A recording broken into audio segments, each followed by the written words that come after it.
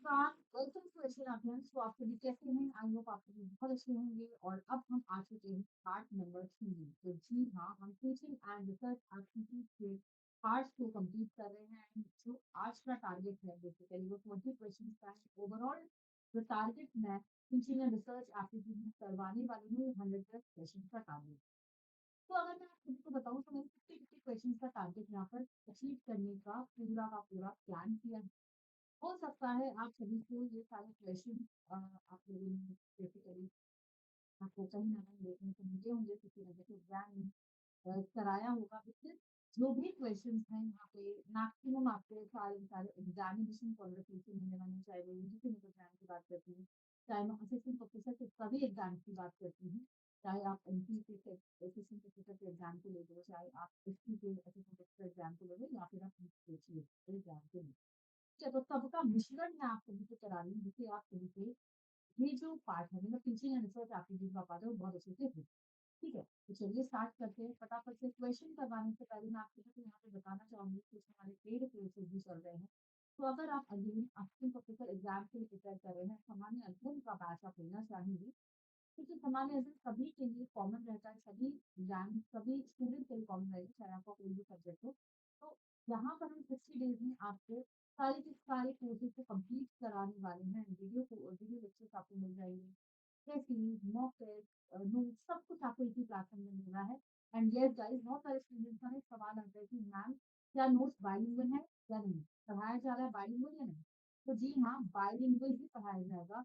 एक चीज आप मुझे बताइए कि जब हम हिंदी साहित्य के स्टूडेंट्स की बात करते हैं तो वो ठीक है, हिंदी के लिए, लेकिन सामान्य अध्ययन की बात करेंगे ऑब्वियसली हम दोनों ही लैंग्वेज में पढ़ाएंगे, क्योंकि दोनों ही स्टूडेंट्स हमारे पास है। बहुत सारे स्टूडेंट्स हैं जो केमिस्ट्री से है, जो फिजिक्स से है, जो कॉमर्स से हैं, कोई आपके मैथमेटिक्स से है। तो mathematics students different different subject के ही है। तो सामान्य अध्ययन का जो बैच है ना वो हिंदी एंड इंग्लिश ही दोनों ही लैंग्वेज में आपको पढ़ाया भी जा रहा है, और नोट भी आपको दोनों ही लैंग्वेज में प्रोवाइड किए जा रहे हैं। तो इसकी आप टेंशन ना लें। ठीक है, अगेन आप यहाँ पर देख सकते हैं कल्याण बैच जो है वो चल रहा है हमारा यूपीएससी एग्जाम का, तो आप उसको भी बाय कर सकते हैं, साहित्य बैच का है। राइट, आप यहाँ पर रेफरल कोड को यूज कर सकते हैं, दैट इज PK93। PK93 क्या है? PK93 का रेफरल कोड है जो आप यूज करके यहाँ पे 20% 15 से 20% और ऑफ पा सकते हैं। तो चलिए स्टार्ट करते हैं फटाफट से क्वेश्चन को। 41 क्वेश्चन जो है वो पहला क्वेश्चन बनता है। 40 क्वेश्चन ऑलरेडी हमने कंप्लीट कर लिए हैं। तो पहला क्वेश्चन हम क्या आ जाते हैं, विच of the following factors does not impact teaching. इनमें से कौन सा फैक्टर है जो शिक्षण को प्रभावित नहीं करता है? टीचर का knowledge, classroom activity that encourage learning, ठीक है, सोशियो इकोनॉमिक बैकग्राउंड, शिक्षण शिक्षकों और छात्रों का सामाजिक और आर्थिक वैल्यूज को यहाँ पर रिलेट नहीं करते, या लर्निंग थ्रू द एक्सपीरियंस अनुभव के माध्यम से सीखना। तो ऑब्वियसली कौन सा इम्पैक्ट नहीं करेगा? सोशल इकोनॉमिक बैकग्राउंड से कोई भी फर्क नहीं पड़ेगा। टीचर कहीं भी कुछ भी बैकग्राउंड की हो, फाइनेंशियली वीक हो या स्ट्रॉन्ग हो, उससे कोई फर्क नहीं पड़ता, चाहे वो टीचर की बात करती हूँ चाहे मैं स्टूडेंट की बात करती हूँ। तो ये वाला फैक्टर इंपॉर्टेंट नहीं है, इसलिए थर्ड ऑप्शन बिल्कुल सही हो जाएगा। Next question, which of the following statements about teaching aids are correct. इनमें से कौन सा जो टीचिंग एड्स है, सहायक सामग्री शिक्षण के दौरान, क्या कथन सही नहीं है? सॉरी, कथन सही है। ठीक है, क्वेश्चन लिखना, कथन सही है। तो यहाँ पर हम बात करें टीचिंग एड्स क्या होते हैं, जैसे कि आप प्रोजेक्टर की बात करते हो, चार्ट की बात करते हो, फिगर्स की बात करते हो, तो उसमें जिस तरीके से टीचर आपको फिगर्स के थ्रू, है ना, स्मार्ट बोर्ड के थ्रू यहाँ पे सिखा रही है, पढ़ा रही है, तो ऑब्वियसली आपका जो नॉलेज है वो अपने आप ही समय के साथ साथ लंबे समय तक आपको याद रहेगा। ड्यूरेशन जो रहेगा वो लंबे समय तक आपको याद रहता है। ठीक है, लर्निंग बेटर हो जाती है स्टूडेंट की, ये भी बिल्कुल सही है। टीचिंग और लर्निंग प्रोसेस इंटरेस्टिंग होगा, डेफिनेटली ये भी बिल्कुल सही है। तो कौन सा यहाँ पर ऑप्शन नहीं होगा? तो देखिए, रोट लर्निंग को इनहांस नहीं करता है कभी भी टीचिंग। रोट लर्निंग होता है पेडागॉजी, रोट लर्निंग होता है रटाफिकेशन, जहाँ पर टीचर, जहाँ पर शिक्षण का ही यहाँ पर होल्ड रहता है बेसिकली। ठीक है, होल्ड रहता है शिक्षण, शिक्षण जो है सॉरी जो शिक्षक है वो आपके ऊपर पूरा होल्ड, पूरा प्रोसेस बना के चलते हैं कि इस तरीके से लर्न कर रहा है, वो आपको इसी तरीके से लर्न करना पड़ेगा। तो एबीसी ऑप्शन बिल्कुल यहाँ पर सही है, इसका मतलब सेकंड ऑप्शन बिल्कुल सही हो जाएगा। ठीक है, नेक्स्ट क्वेश्चन की बात करते हैं, achievement test commonly use for the purpose of. Achievement test जो होता है वो क्यों यूज किया जाता है? ठीक है, उपलब्धि परीक्षण आमतौर पे इसका क्या उद्देश्य होता है, क्या मकसद होता है? Making selection for a specific job, ठीक है, एक नौकरी के लिए चयन करना, सेलेक्टिंग कैंडिडेट फॉर पोस्ट, पाठ्यक्रम के लिए उम्मीदवारों का चयन करना, या स्ट्रेंथ और वीकनेसेस को आइडेंटिफाई करना, या फिर अमाउंट ऑफ लर्निंग को आइडेंटिफाई करना आफ्टर टीचिंग। शिक्षण के बाद सीखने की मात्रा का आकलन करना, ये मेन पर्पस होता है अचीवमेंट टेस्ट का। तो चौथा ऑप्शन बिल्कुल सही हो जाएगा। Next question, a good teacher is good teacher क्या होती है? गिव्स यूजफुल इंफॉर्मेशन, जिसे मतलब उपयोगी जानकारी दे, कॉन्सेप्ट और प्रिंसिपल्स को एक्सप्लेन करे, अवधारणा और सिद्धांतों को समझाए, साथ ही साथ प्रिंटेड नोट प्रोवाइड करे, या फिर इंस्पायर करे स्टूडेंट्स को, कहीं ना कहीं प्रेरित करे। तो अगर मैं यहाँ पर देखूँ, गुड टीचर जो रहेगा वो प्रेरित करेगा कहीं ना कहीं स्टूडेंट को सीखने में, इंस्पायर करेगा कि वो और ज्यादा लर्निंग बेटर कर पाए। तो इसीलिए चौथा ऑप्शन यहाँ पर बिल्कुल सही हो जाएगा। Maximum participation of the student, ज्यादा से ज्यादा पार्टिसिपेशन जो रहता है स्टूडेंट का वो किसमें रहता है? टीचिंग के दौरान। Lecture method, demonstration method, inductive method, या टेस्ट। तो ऑब्वियसली मैक्सिमम जो पार्टिसिपेशन आएगा शिक्षण के दौरान, तो वो आपका डेमोन्स्ट्रेशन ही रहेगा, क्योंकि ज्यादा से ज्यादा स्टूडेंट डेमोन्स्ट्रेशन, प्रदर्शन विधि के दौरान एक दूसरे के साथ में कनेक्ट हो सकते हैं। ठीक है। 46 question, attitude of the teacher that affects teaching pretends to. ठीक है, तो जो एटीट्यूड होता है टीचर का वो किस दौरान किस तरीके से इफेक्ट करता है? तो वो इफेक्टिव डोमेन में आ जाएगा, भावनात्मक, संज्ञात्मक, संज्ञात्मक, या फिर आपका साइकोमोटर। ठीक है, मनोप्रेरित। तो अगर मैं यहाँ पर बात करती हूँ एटीट्यूड की, तो इफेक्टिव डोमेन में ही आएगा, क्योंकि इफेक्शन इफेक्टिव मतलब भावनात्मक। ठीक है, भावनात्मक। तीन डोमेन होते हैं ब्लूम टेक्सोनॉमी में, पहला होता है कॉग्निटिव, दूसरा होता है आपका अफेक्टिव, एंड तीसरा होता है आपका साइकोमोटर। कॉग्निटिव की बात करते हैं तो हम लर्निंग को डेवलप करते हैं, इंटेलिजेंस को बढ़ा रहे हैं, ठीक है, जहाँ पर अपने माइंड को, दिमाग को यूज कर रहे हैं लर्निंग के दौरान। इफेक्टिव मतलब देखो जैसे जिसे प्रभाव पड़ रहा है, फॉर एग्जाम्पल कभी आप गुस्से में रहते हो तो आप बहुत ज्यादा परेशान रहोगे। ठीक है, कभी आप बहुत ज़्यादा हैप्पी रहते हो, कभी आप बहुत ज़्यादा दुखी रहते हो, कभी आप बहुत ज़्यादा मतलब अलग-अलग मुश्किल होते हैं, ठीक है, हर एक इंसान का। तो वही है यहाँ पर अफेक्टिव डोमेन, ठीक है, अफेक्शन, अफेक्टिव मतलब कि भावनात्मक, भाव क्या है उस पर्टिकुलर डोमेन का वो। साइकोमोटर होता है आपका जब आप काम कर रहे हो, एक्शन पे काम कर रहे हो, कोई भी काम है आपको कराया जा रहा है, प्रैक्टिकली काम आप कर रहे हो, तो इसीलिए यहाँ पर पहला ऑप्शन आ जाएगा affective domain, Bhavna. Next question, 47th question. Which one of the following is considered as a sign of motivated teacher? निम्नलिखित में से प्रेरित शिक्षण के लिए संकेत क्या माना जाता है? तो अगर मैं यहाँ पर देखूँ स्टूडेंट ज्यादा से ज्यादा प्रश्न पूछ रहे हो तब, मैक्सिमम अटेंडेंस है स्टूडेंट के तब, पिन ड्रॉप साइलेंस है तब, या फिर स्टूडेंट्स नोट्स ले रहे हैं।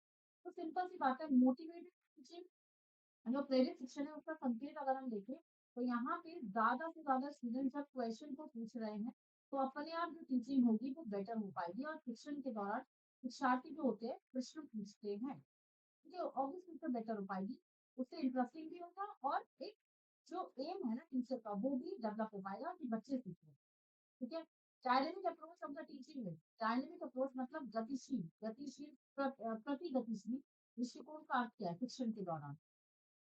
फोर्सफुली, ठीक है, फोर्सफुली आपको सिखाया जा रहा है शिक्षण के दौरान, आप प्रभावी हो रहे हो, एनर्जेटिक एंड डायनेमिक, ठीक है, ऊर्जावान और गतिशील, या फिर आप बोल सकते हो नॉट स्टैटिक, नॉट स्टैटिक स्थिर नहीं है बल्कि डायनेमिक है, गतिशील है, चेंजेस आते हैं उसमें, या फिर स्टूडेंट को रिक्वायर होगा learning through the activity, different different activities के दौरान स्टूडेंट सीखता है, गतिविधियों को माध्यम से सीखने के लिए आवश्यकता होनी चाहिए। तो बी ऑप्शन बिल्कुल सही हो जाएगा।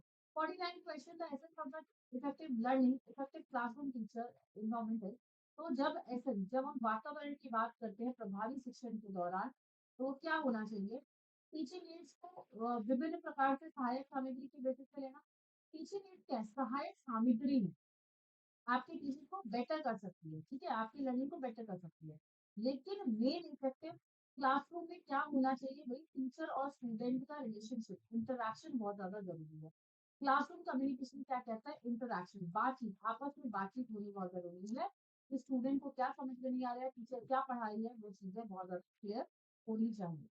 तो fifth question, the most important quality of a good teacher, पहली इंपॉर्टेंट जो क्वालिटी है गुड टीचर की वो क्या होनी चाहिए?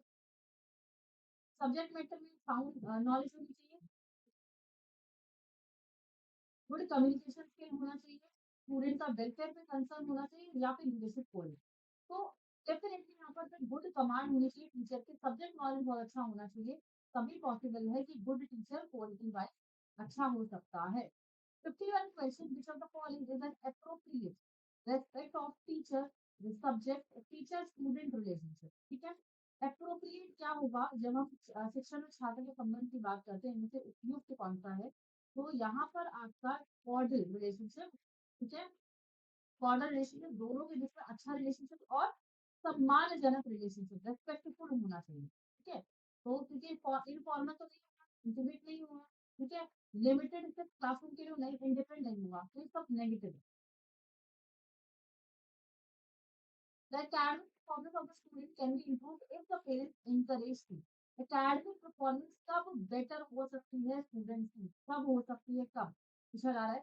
सुपरवाइज जब स्टूडेंट्स को खुद करेंगे, मतलब आपने आपके पेरेंट्स, ठीक है, एक्स्ट्रा ट्यूशन प्रोवाइड कर दे, ठीक है, एक्स्ट्रा ट्यूशन पर भेज दे, या फिर बेपरवाह हो जाए, बिल्कुल भी कोई कंसर्न ही नहीं है, या फिर इंटरेक्ट करे टीचर से हर बार। ठीक है, तो भाई हर बार इंटरेक्शन बहुत ज्यादा जरूरी होता है, तभी स्टूडेंट बेटर परफॉर्म कर सकता है, उसमें सुधार आ सकता है। 53 question, which of the following statement do not describe the characteristics of a teacher centered method। कौन सा इनमें से डिस्क्राइब नहीं करता टीचर सेंटर्ड मेथड। ठीक है, तो यहाँ पे अगर हम देखें, ये ऑप्शन देखो, फैसिलिटेटर, ये टीचर सेंटर मेथड नहीं है, टोटल टीचर सेंटर नहीं है, क्योंकि फैसिलिटेटर में स्टूडेंट इन्वॉल्व है। ठीक है, सीखने की जो हम सुधार है, या मैं बोल सकती हूँ जो भी काम है, सिखा टीचर है, लेकिन उसमें जो मेन रोल प्ले कर रहा है वो है स्टूडेंट। तो इसीलिए टोटली यहाँ पर टीचर आपका टीचर आपका टोटली यहाँ पर होल्ड नहीं दिखाता है, तो इसलिए बी ऑप्शन तो आएगा ही आएगा। सी ऑप्शन एक्टिविटी, हाँ ये ठीक है, ये वाला आपका टीचर सेंटर है, इन्होंने मुझे कौन सा नहीं है, तो एक तो बी हो गया, एक हो गया डी। देखो कैसे, कोलैबोरेशन में स्टूडेंट में स्टूडेंट लर्निंग में कोलैबोरेशन हो रहा है, तो डेफिनेटली वहाँ पे टीचर और स्टूडेंट दोनों ही होंगे, इसीलिए यहाँ पर क्या होगा, यहाँ पे बोला स्टूडेंट के बीच में, तो डी वाला ऑप्शन भी आ जाएगा, और डी वाला इसलिए हो जाएगा क्योंकि स्टूडेंट के इंटरेस्ट बेस्ड है, यहाँ पर टीचर का कोई रोल नहीं है ना। ठीक है, तो यहाँ पे बी, डी एंड ई आ गए। ठीक है, पैसिव है तो यहाँ पर कौन है, यहाँ पर पैसिव है तो कौन सा नहीं है, जब स्टूडेंट पैसे में, तो टीचर सेंटर हो जाएगा ना ये, तो यहाँ पर पूछ रहे हैं कौन सा टीचर सेंटर नहीं है, मतलब वो इनडायरेक्टली स्टूडेंट सेंटर पूछ रहा है, अगर आप ध्यान से इस चीज को देखें। ठीक है, फॉर्मेटिव इवैल्यूएशन में कौन सा सही पॉइंट है, फॉर्मेटिव इवैल्यूएशन की अगर मैं बात करती हूँ तो ड्यूरिंग द सेशन होता है, ठीक है, उस दौरान रचनात्मक मूल्यांकन किसके बेसिस पे इवैल्यूएट किया जाएगा, जब टीचर फीडबैक प्रोवाइड कर रहा है लर्नर के लिए, को ये बिल्कुल, जब क्लास के दौरान ही टीचर फीडबैक प्रोवाइड कर रहा है ना, ये तो नहीं बोला कि लास्ट में फीडबैक प्रोवाइड कर रहा है, नहीं, एक्टिव लर्निंग हो रहा है, एंगेजमेंट हो रहा है लर्निंग के दौरान, बिल्कुल सही है, बी वाला भी हो जाएगा। लर्निंग एबिलिटी डेवलप हो रही है, बिल्कुल सही है। ओवरऑल ग्रेडिंग कर रहा है, तो कहीं ना कहीं लास्ट में आपको मार्क्स मिल रहे हैं। ठीक है, तो ये समेटिव हो गया ना फिर आपका। ठीक है, और यहाँ पर जब समिंग अप कर रहे हैं तो वो भी समेटिव हुआ, क्यों, क्योंकि सारांश में आप लास्ट में आपको एक आंसर मिल रहा है या आपको रिजल्ट मिल रहा है, तो वो समेटिव हो गया। इसीलिए यहाँ पे ए बी एंड सी ये तीनों ही फॉर्मेटिव इवैल्यूएशन का पार्ट हो जाएंगे। 55 question in a lively classroom situation there is likely to be। ठीक है, अब यहाँ पर लाइव जीवित जीवित शिक्षा के दौरान क्या यहाँ पर सही हो पाएगा, तो occasional rose of the laughter, क्योंकि कभी कभी हंसी में गड़गड़ाहट होगा। ठीक है, बिल्कुल साइलेंस होगा, मौन धारण कर लेंगे, या फिर टीचर स्टूडेंट के बीच में एक रिलेशनशिप, एक संवाद होगा। ठीक है, तो यहाँ पे संवाद हो जाएगा। ठीक है भैया, इंटरेक्शन होना जरूरी है ना। 56 question in a teacher training, teacher gives up and in traditional decision making, जहाँ पर टीचर लर्निंग के दौरान ट्रेडिशनल डिसीजन मेकिंग, पुराने जमाने पारंपरिक निर्णय लेंगे, chosen instead of the facilitator who focuses on student feeling। यहाँ पर ये कह रहे हैं कि स्टूडेंट पे फोकस ना करते हुए, स्टूडेंट पे ध्यान ना केंद्रित करते हुए, टीचर यहाँ पे क्या करने वाली है, यहाँ पे फोकस है पुराने जमाने के ट्रेडिशनल डिसीजन मेकिंग पे बिलीव करेंगे। समझ में आया, क्या ये सही है भैया, अब ऐसा टाइम नहीं है, अब यहाँ पर स्टूडेंट पे फोकस होगा ना, स्टूडेंट की फीलिंग, स्टूडेंट क्या पढ़ना चाहते हैं, स्टूडेंट का क्या मेन एम है, वो उसके हिसाब से पढ़ाई होगी। टीचर के पुराने जमाने के निर्णय के स्टडी होगा, नहीं। ठीक है। In learner centre method teacher attempt to see the word as a student see. ठीक है। लर्निंग जो लर्नर सेंटर है जहाँ पर लर्नर काम कर रहा है, ठीक है, शिक्षार्थी केंद्रित जो पद्धति है उसमें शिक्षण के दौरान जैसे दिखाने का प्रयास करता है, जैसे जैसे छात्र उसे देखता है, ठीक है, या जिससे सहानुभूति संचार का वाहन बनता है, तो डेफिनेटली ये सहानुभूति वाला संचार माध्यम बनेगा ना। ठीक है। राइट। यहाँ पे जो टीचर होती है वो अटेम्प्ट करती है जैसे स्टूडेंट चाह, तो ये तो बिल्कुल सही है। भाई ये वाला ऑप्शन बिल्कुल गलत हो गया, ये ऑप्शन सही हो गया, इसका मतलब पहला ऑप्शन इनकरेक्ट एंड दूसरा ऑप्शन बिल्कुल सही। यहाँ पे फोर्थ ऑप्शन आ गया। 57 क्वेश्चन इनमें से पूछा है पेडागॉजिकल एनालिसिस। पेडागॉजिकल मतलब जहाँ पर टीचर इन्वॉल्व, जहाँ पर टीचर पूरी तरीके से इन्वॉल्व है तो वहां पे क्या क्या कॉम्पोनेंट्स होंगे। सबसे पहले तो मैं आपको बोलना चाहूंगी उद्देश्य, फॉर्मुलेशन, फॉर्मेशन। उद्देश्य तो टीचर का मैं टोटली उद्देश्य नहीं बोलूंगी क्योंकि यहाँ पर इसलिए ऑप्शन गलत गलत हो जाता है क्योंकि यहाँ पे क्या है स्टूडेंट का भी भैया उद्देश्य इंपॉर्टेंट रहता है ना। ठीक है। पेडागॉजी के बारे में पूछा जा रहा है तो पेडागॉजी का सिलेक्शन टीचर का बिल्कुल सही होगा, मटेरियल क्या वो चाहती है, ठीक है, क्या वो विधियों को यूज करना चाहे, जैसे मैं आपको प्रोजेक्टर्स की बेसिस पे पढ़ा रही हूँ या मैं ओबीएस के मेथड से पढ़ा रही हूँ या मैं कैसे ब्लैक बोर्ड चौक से पढ़ा रही हूँ, तो मेरा ये पर्सपेक्टिव है, मैं अपने मेथड को सेलेक्ट कर रही हूँ। ठीक है। कंटेंट को एनालिसिस, कंटेंट को भी टीचर ही एनालिसिस करती है, वो भी उसका विश्लेषण करेगी तभी जाके कंटेंट प्रोवाइड करेगी। और साथ ही साथ इवैल्यूएशन डिवाइडेड, मूल्यांकन के उपकरण का चयन करना भी टीचर ही देखेगी, किस तरीके से उनको पेपर लेना है, क्या होगा। ठीक है। तो B C and D option बिल्कुल सही हो जाएगा। 58 question effectiveness of teaching can be जज थ्रू। ठीक है। प्रभावशीलता का जो मूल्यांकन है वो किस आधार पर होगा, ऑब्वियसली लर्निंग बेटर होने के लिए, छात्रों की जो सीखने का जो परिणाम है, लर्निंग के लिए ही हम एज को यूज करते हैं, इफेक्टिवनेस को यूज करते हैं, समझ में आया, डेवलपमेंट को यूज करते हैं। 59 question which are the following is about the teaching in the correct। ठीक है। जब हम बात करते हैं शिक्षण सहायक सामग्री के बारे में तो इनमें से कौन सा बिल्कुल स्टेटमेंट सही है, ऑब्वियसली रिटेन होगा, ये वाला मैंने शायद करवा दिया था क्वेश्चन। हाँ, रोट लर्निंग नहीं होगा। ठीक है। हाँ, ये ऑलरेडी हो चुका है तो प्लीज आप इसको दोबारा से क्वेश्चन रिपीट हुआ है तो ये एबीसी हो जाएगा। ठीक है। ये अभी पीछे भी हमने किया था। तो रोट लर्निंग को मैंने यहाँ पे नहीं लिया था क्योंकि टीचिंग एज की बात हो रही है, लॉन्गर टाइम तक लर्न रहता है, स्टूडेंट उसको लर्न कर पाते हैं और इंटरेस्टिंग भी रहता है। 60th क्वेश्चन, आखिरी question, what belief system is the inquiry based learning. सबसे पहले मैं इंक्वायरी बेस्ड की बात करती हूँ, या फिर मैं ये कहूंगी कि जहां पर लर्नर जनरेट करते हैं, क्या करते हैं, अपनी खुद की नॉलेज को, जिसमें शिक्षार्थी अपने अनुभव के माध्यम से ज्ञान को उत्पादन करते हैं, ज्ञान का उत्पादन करते हैं और शिक्षक केवल सुधार का सुविधा कर्ता के रूप में, सुविधाकर्ता के रूप में कार्य करता है। ठीक है। जो फैसिलिटेटर होता है, फैसिलिटेटर मतलब हेल्पर एक तरीके से सजेशन दे रहे हैं, तो वो करता है। तो डेफिनेटली आपका यहाँ पर क्या हो जाएगा, कंस्ट्रक्टिविटी। रचनावाद, रचनावाद जो लर्निंग प्रोसेस होता है ना, या मैं थ्योरी ऑफ लर्निंग की बात करती हूँ जहां पर लर्नर खुद जनरेट कर रहा है लेकिन टीचर उसके साथ में सिर्फ सजेशन देने के लिए होती है। ठीक है। तो उसको हम कहते हैं लर्निंग में। तो होप आप सभी को यहाँ पे बहुत अच्छे से सारे कॉन्सेप्ट, सारे क्वेश्चन बहुत अच्छे से समझ में आ गए होंगे। अगर वीडियो अच्छी लगी तो वीडियो को लाइक, चैनल को शेयर, चैनल को सब्सक्राइब एंड साथ ही साथ कमेंट जरूर करिएगा। इससे क्या होता है, कमेंट करने से क्या होता है ना, आप लोग जो भी कमेंट करते हो मुझे बहुत अच्छा लगता है देख के कि हाँ स्टूडेंट को समझ में आ रहा है, टॉपिक अंडरस्टैंड कर रहे हैं, उनको अच्छा लग रहा है, तो उससे क्या होता है, मोटिवेशन मिलता है। तो कमेंट जरूर किया करिए स्टूडेंट्स, एंड साथ ही साथ वीडियो को लाइक जरूर करना, वीडियो को ज्यादा से ज्यादा शेयर करना और चैनल को सब्सक्राइब करे बिना मत जाइएगा बिकॉज ये जो रेगुलर क्लासेस हो रही है वो धड़ाधड़ से होने वाली है। अब मैं आप सभी के एग्जाम तक डेली बेसिस पे 15 से 20 मिनट का हर एक दिन सेशन लेकर आने वाली हूँ, मंडे से लेकर साथ। तो चलिए, thank you so much everyone and next वाले सेशन में मिलते हैं। Till then, thank you.